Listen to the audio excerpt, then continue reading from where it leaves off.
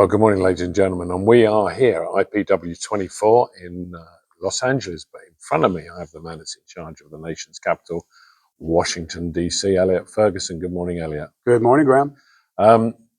We've got lots of big things coming up in the USA over the next couple of years, but particularly in D.C. You have Pride next year, you have the 250th anniversary of when Britain just wanted to get rid of you.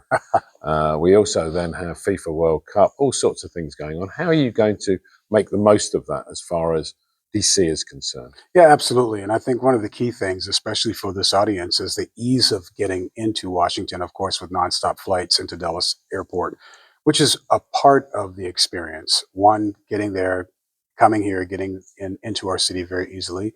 But for us, starting with World Pride in 2025, it's an all-inclusive celebration of the LGBTQ plus community.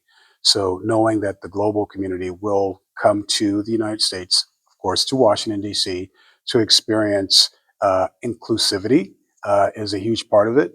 And then while visitors are in the city, how do we influence them and engage them to take advantage of all the great things in which we have to offer? You mentioned the 250th in 2026. It's a big deal for us as we focus on America's independence from across the pond. We still love you guys, but also tell the whole story about America's history, including the Declaration of Independence, but different perspectives. And there's no better place to take advantage of that than a city like Washington, D.C., that has 25 plus free museums and 100 plus free things to see and do.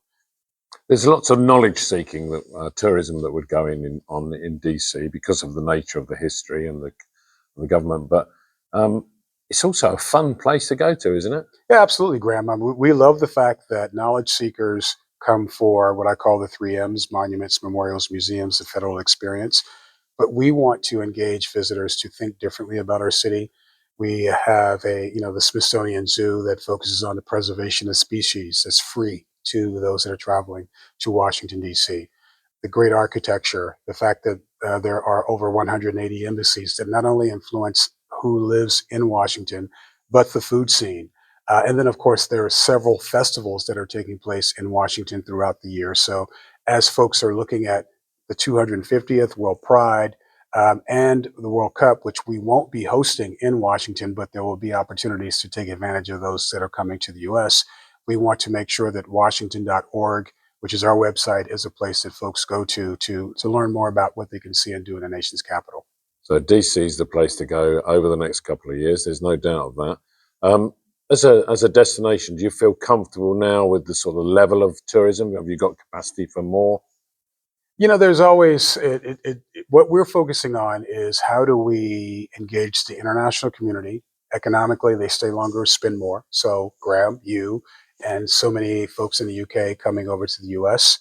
That is a target for us. We have representation in 7 different countries that helps us to focus on visitation. We have 2 offices in London, one that focuses on leisure travel and the other that focuses on meetings. So how do we leverage more visitors to come to Washington through our efforts and through educating the community on how diverse the experience is in Washington? And of course, the fact that we're a value-added destination with so many free things to do.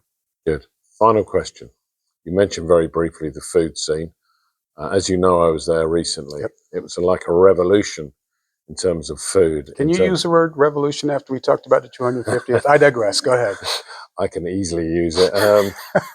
Absolute revolution in terms of the food, the quality, the diversity. It was just amazed me.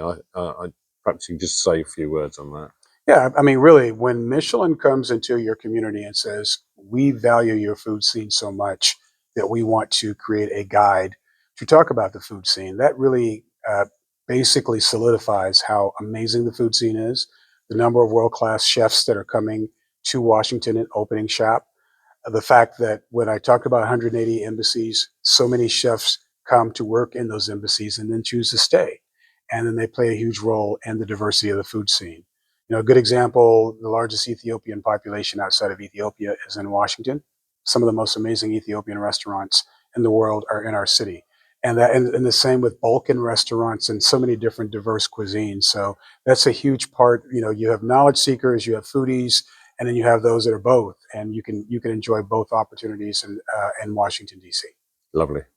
You've got an advocate in me. So thank you very much for your time, and best of luck over the next couple of years. Thank you, Graham. I look forward to seeing you in Washington again soon Cheers. with your family.